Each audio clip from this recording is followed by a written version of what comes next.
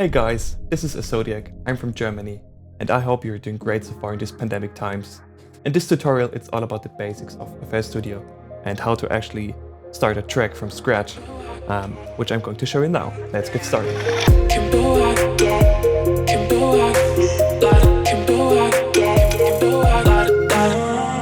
Okay guys, before I'm starting, I just want to show you which track we're going to produce now. So take a listen to it.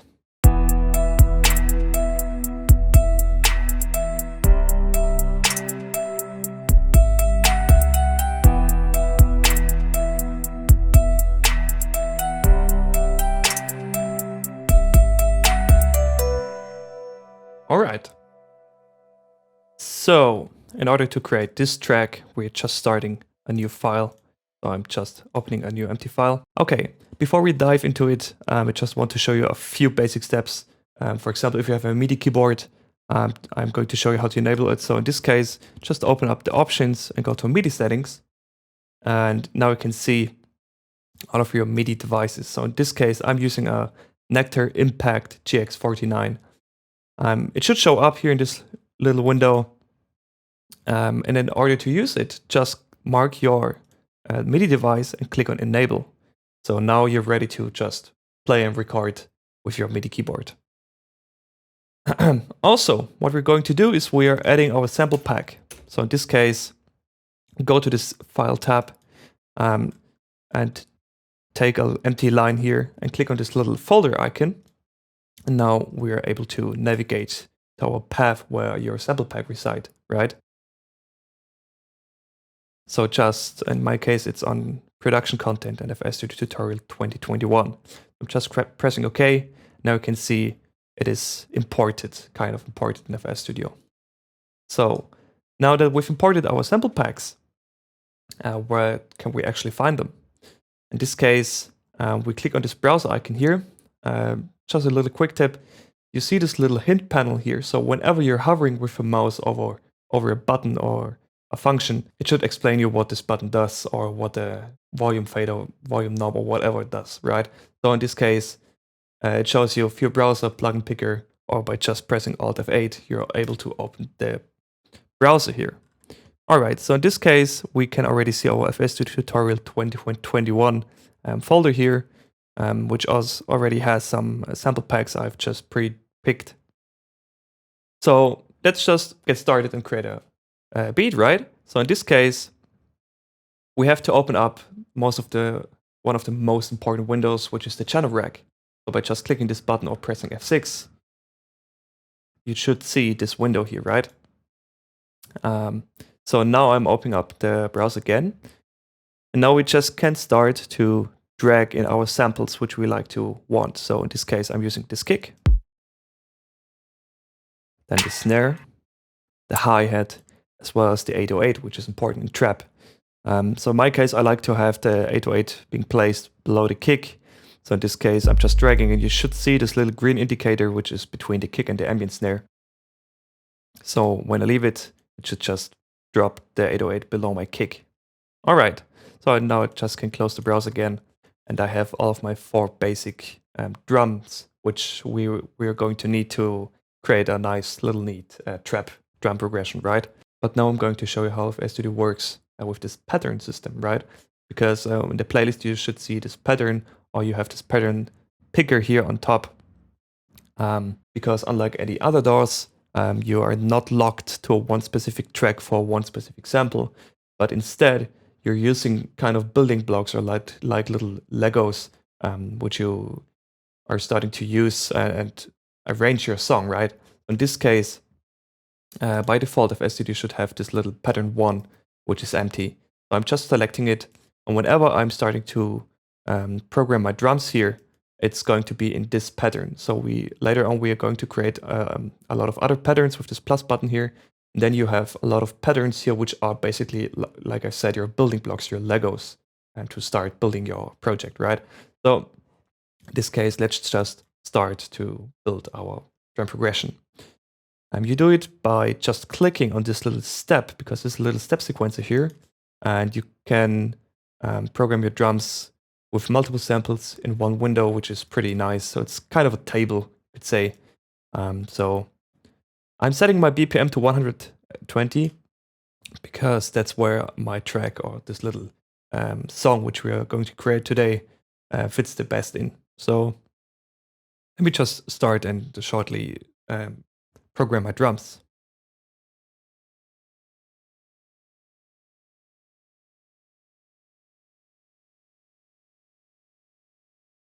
Okay, so let's just listen into it. Pretty simple. Now we are adding some hi-hats. Of course, I could just paint them like this, but there's a more simple way by right-clicking your hi-hat and choose full H2 or 8 or whatever steps. But in this case, full H2 steps is enough. So when I play, so now I can already tell that the hi-hats are way too loud. So I'm just decreasing the volume of the hi-hats by using this volume knob, and by just left clicking and dragging my mouse down or up, I can just change the volume. You could also do it by clicking the hi-hat. Then you should see this little wrapper here, which is showing your sample and all of your options you will have here. So like the volume, the panning, time stretching, and so on. So when I change this volume, it actually changes the volume knob from the channel rack as well. So it's the exact same volume knob which is linked. So I just can decrease the volume here a tiny bit. Also, when you're pressing the waveform, you get a little preview of your sample. Okay, now let's create our 808 line. One important thing, the 808 is rendered in the root node G. What does it mean? Your sample is not C, because whenever you start to draw your notes within the piano roll and you press or you draw a note on C, it's not C because it's G. So if FStudio thinks every sample should be in C, but this is in G. In order to change that, we have to use this little tab here, this envelope tab. Then you should see this little keyboard here, right? So and FStudio automatically predefines root node C on every sample, but in our case it's G, so we have to manually set D, E, F, and G. Now just right-click G, and now FStudio knows that this sample is on G. So whenever I now draw a note on C, FStudio accordingly just pitching the sample or resamples the sample itself to a higher or lower note. Also, what we're going to do now is we just draw the notes now.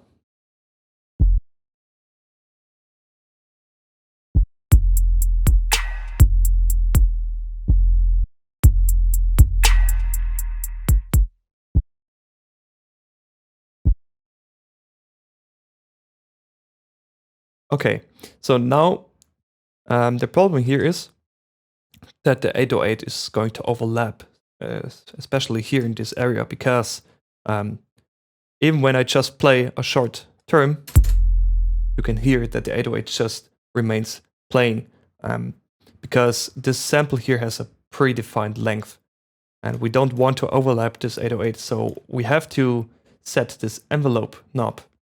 So go to your envelope tab and click and enable the volume here. Just decrease the attack, increase the hold all the way up to 100%, increase the decay, sustain, release as well. And now you should see this kind of square here, because now we're telling FStudio that it should just play back our 808 equally to the length of our note here, right? So now it should not overlap anymore. Okay. Now we have our little drum progression here, and now we can actually start arranging our song with this pattern here. So you just can select it and drag it into the playlist, or you can just select it and start dragging it manually wherever you want to. So now we have this pattern here. But what I like to do is I want to extract this 808 to a new pattern, because you have more freedom to change your 808 and your drums independently. So in this case, I'm just clicking on plus here, and it automatically creates a second pattern, and it's also asking me to give it a name. I'm just giving it the name 808 line in this case. Also, I'm giving it a color. I like to give it the red color because all my drums normally have the red color.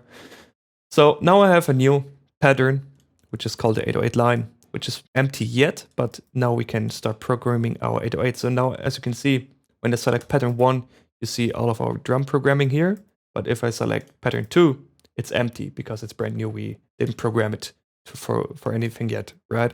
So in this case, I don't want to manually draw the 808 again, so I just can go to pattern 1, select this 808 by having this green indicator, right-click the 808 and click Cut. You could also just click Ctrl and X. And now I go to the 808 line pattern and I just right-click the 808 and paste. It's the same as Ctrl and V, right? So now you can see our 808 is in the second pattern here, and it's short, as you can see. Of course, we could just resize it and repaint it, but I'd like to have this 808 twice as long as normally, because now I'm going to draw another note here to add some variation. So in this case, I'm just going here. Now you have the piano roll again. And it's also the reason why FSD is so popular, because this piano roll is so simple to use. You just can click anywhere in order to draw your notes. You of course can start to create chords. It's really simple because if you have a melody in your head, it's the quickest way actually to just paint your melody into the piano roll.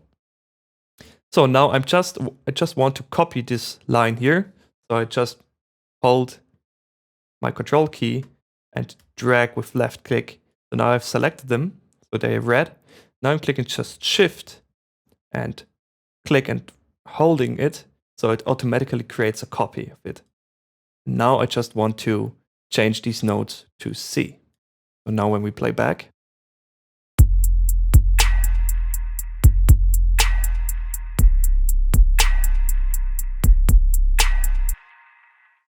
so now we have our 808 line, which has two melody chords.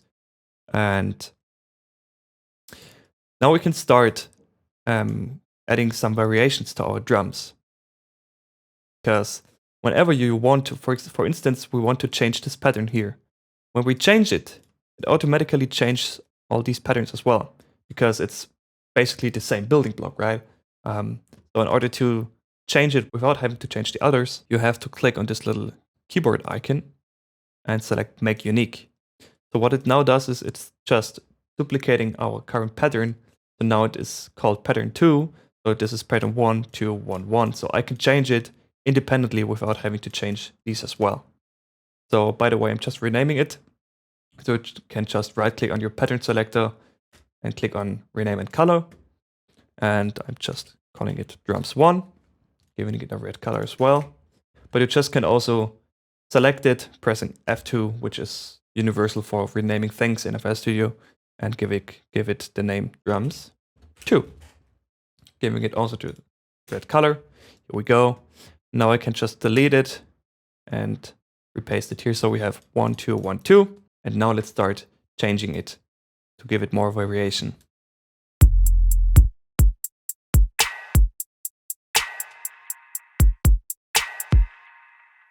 So now I want to give the hi-hats a little variation. So in order to do so, just right click your hi-hat, click piano roll.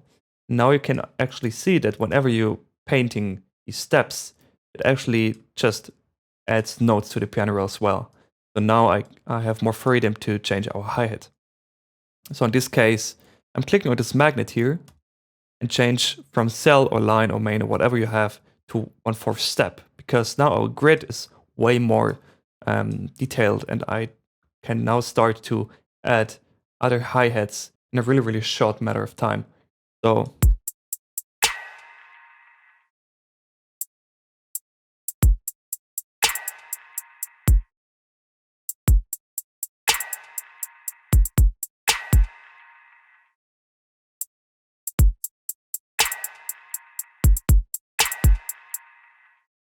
all right, so now we have a little neat hi-hat variation.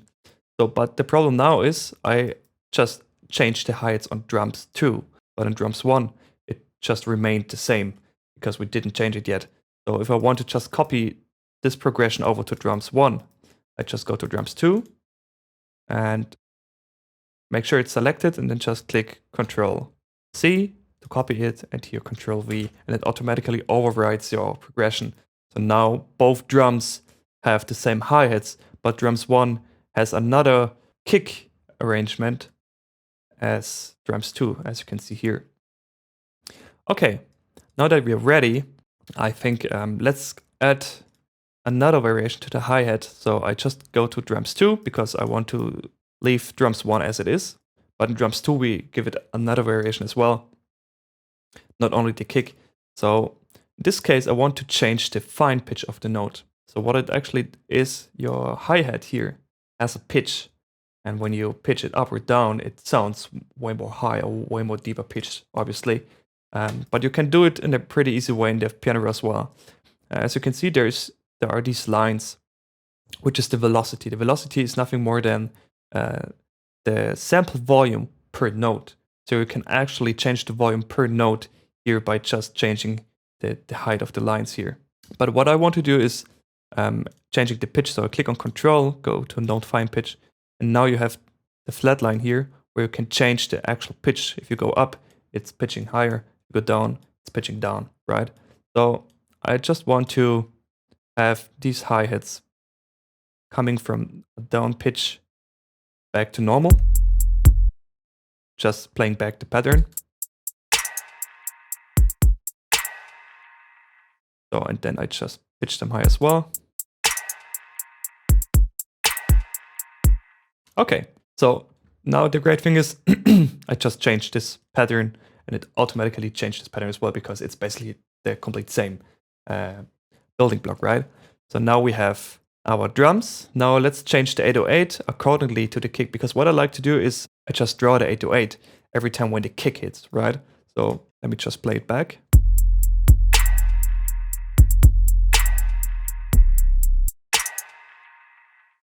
So I just want the 808 to end when the snare hits, in this case.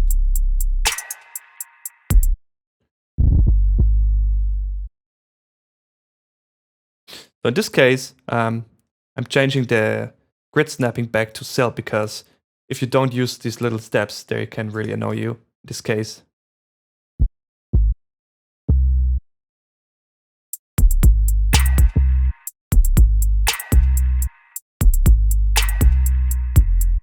Okay, so now we have a neat little 808 line, and it just sounds actually pretty good in this case. So now let's add some chords, some melody, some life into the track, right? So to do so, we now finally started to add a generator plugin. So how you do that? You just open up your channel rack, clicking on this plus button here, and then you can choose which VST plugin you want to load up. In this case, we're using Flex because it's coming with FL Studio as well, so you don't have to download any third-party plugin in this case. And I've also prepared some presets here. So in this case, we start with the basic Road. By the way, I will link this project file into the description so you can download it if you want. I just thought it's worth to mention it in this case. So now we have our basic Road. Now I want to start actually create chords in this case, right? So you have to watch out that you always have to create a new pattern, because when I just now open the piano roll, I'm still in the 808 line. So I don't want my chords in the same pattern where the 808 is. I just want to have my chords separately in an own pattern, right? So in this case, I'm just clicking on this plus icon again, and I'm naming it already to chord line. I'm giving it the green color because I like to have green color for chords and so on, but of course, it's a thing of taste. So let's move on. Now I have a brand new pattern. I can already draw the pattern to the playlist, which is empty yet. But now in this case, I want to record these chords with my MIDI keyboard. So in order to do so, you have to make sure that your plugin is selected with this green indicator here. Click on this record button. Now it asks you what you want to do. In this case, I just want to record notes. So you just click on notes and automation. We don't use automation yet, but just notes. So I'm selecting it. I'm enabling my metronome in order to have a rhythm in this case.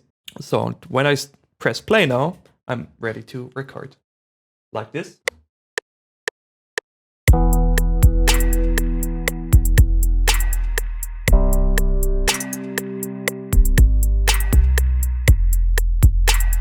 Okay, Now disabling the record button and the metronome again, so I don't accidentally overwrite anything when I press play. So now we have these notes here. But as you can see, these notes are not perfect on time or aligned with the grid in this case. So I have to manually move these notes. But there are simple few steps to do so. In my case, I'm just using the quantizer. So under this arrow, you can click on Tools, and then you have this Quantize option. And as you can see, you just can press Alt and Q as well, which I'm going to do now. So I'll just press Alt and Q. And now you can see you have the start knob. And whenever I change the start knob, start time, you see that these notes are aligned to the grid in this case. So just click Accept, and now our notes are perfectly aligned to the grid. But if not, you just can also selecting the note, deleting it by right-clicking, and just repaint it. So it's perfect on grid. But in my case, I just want to have it with the quantization tool. Okay, now you can see that our notes are not ending perfectly on grid. Of course, nothing has to be perfect, but in my case, I just want to have it really simple. So in order to do so, I'm just dragging to select both by pressing Control. I'm just dragging them to resize them. And now I'm using this cutter tool. By left-clicking it, you have this blue line, which will just cut. But by right-clicking it, you have a red line, which will cut and automatically deletes the smaller portion in this case. So I want to cut here and delete these smaller portions here. So I press Shift and right-click, because then you're just locked to the grid here in this case. So I'm just right-clicking Shift, and now it just cuts it. As well as for those two here we go. Now they are perfectly long for the grid here. Now you can as well see that the velocity for both, or for all these notes, are different, because of obviously when you hit harder on your keyboard, the velocity is going to be much higher. And if you just slightly press your keys on the keyboard, they will be way quieter in this case. But I want to have them on the same level, because not that you start your mix down and you just experience some suddenly hard-hitting notes in this case, which I definitely don't want to have. So in this case, I'm just drawing the velocity around this level here. So now when I press play, you can already hear that the roads are way too loud. So I'm just decreasing the volume for them. Way better.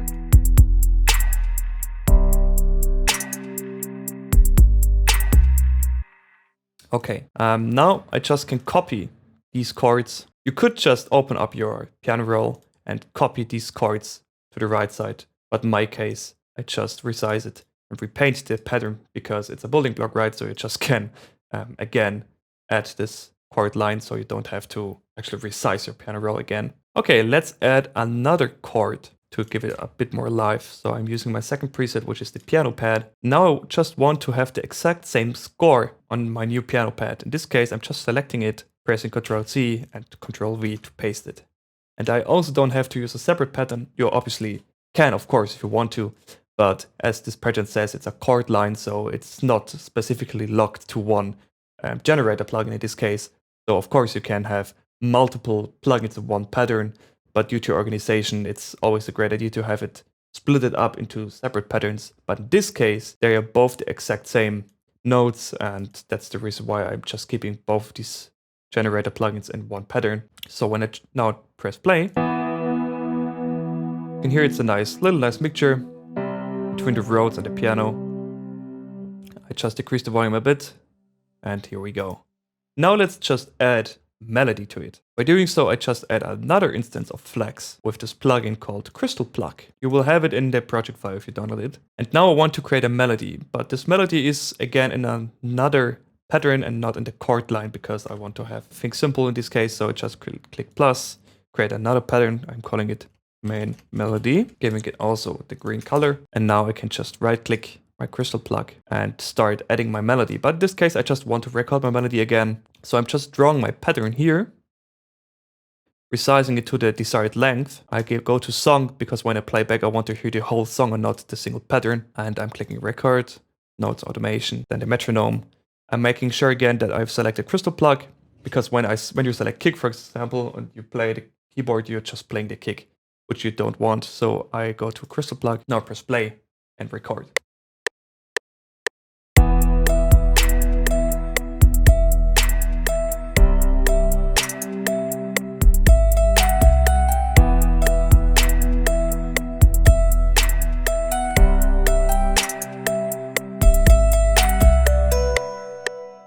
All right, now we have a neat little melody. And again, we can see I played awful. So in this case, a lot of notes are not perfectly in time. So I just press first disable your record button and your metronome. Now I press Alt and Q in order to quantize my notes again. As you can see, they are going to be changed. And when I play back now, they should be on grid. Maybe not perfectly yet, but way better.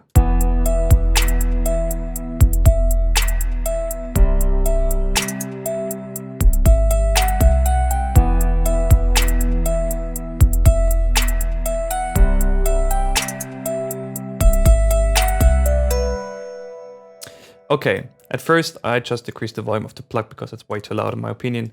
Now you can see the velocity is always higher when I'm playing this little medley here. So I just want to have the velocity the same for each note. So I just right click here, and as soon as I start to drag, you can see FL Studio kind of makes an invisible line, so it has all the same level. Because when you just left click your notes, your velocity will just be exactly where your cursor is, but when I right click, I'm using this level here, it's just a line, so it's equal for all notes now. Okay, now let's just add another plugin to just give our plug a little companion in this case. So I'm just doing the same again, I'm just copying it and adding it to the marimba and playing it back. You can hear there's a little more punch, a little more transient here. So when I play back with the sound now,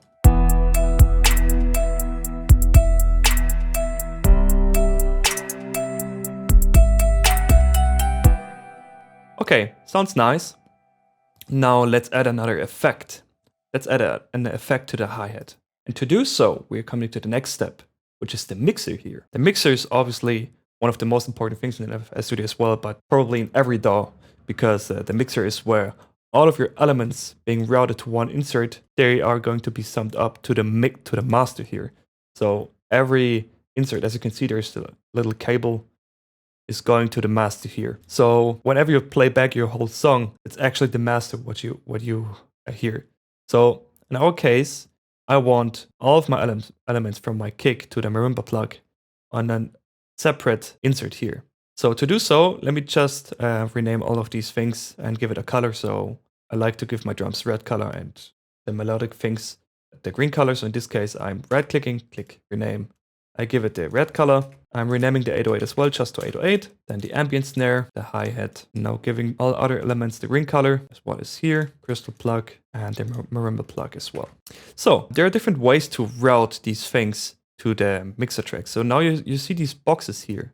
As you can see, the kick is already routed to insert 1. So when I press play, you can see the kick here. But there are different ways. You can just click and hold and drag up or down with your mouse, and you're going to manually select channel. But as you can see, it's not going to rename automatically. So there's an even simpler way. By just opening your kick, then you have this one, which is the same box like here. But if you click on this little track button, it automatically finds the next free available insert and automatically routes it to it and rename it as well. I could do it for everything, also with the 808. Now you can see they're on both channels. But you also can assign multiple elements at once. So in this case, I'm selecting my ambient snare with the left click. Now I'm selecting all other additional elements with right click, right click, right click, right click, and right click. Now they're all selected, and now I can say I want my ambient snare starting from insert 3 upwards. So marimba plug should be on 8 because there are 8 elements in total in this case. So I'm just right clicking on the 3, click channel routing, and select route selected channels starting from this track, which will then automatically route all of the elements at once to this mixer. So why is the mixer important? 2 simple reasons. The first reason is you have a way better overview of your mixing, of your volume balance of each element, right? So when I play back now, you can, for example, see that this marimba plug is louder than the crystal plug. I'm just decreasing the volume a bit to kind of match the volume for these 2 elements here, as well as the drums here. I can see that the 808 is pretty loud, so I'm just decreasing a tiny bit so the kick is the more important thing here.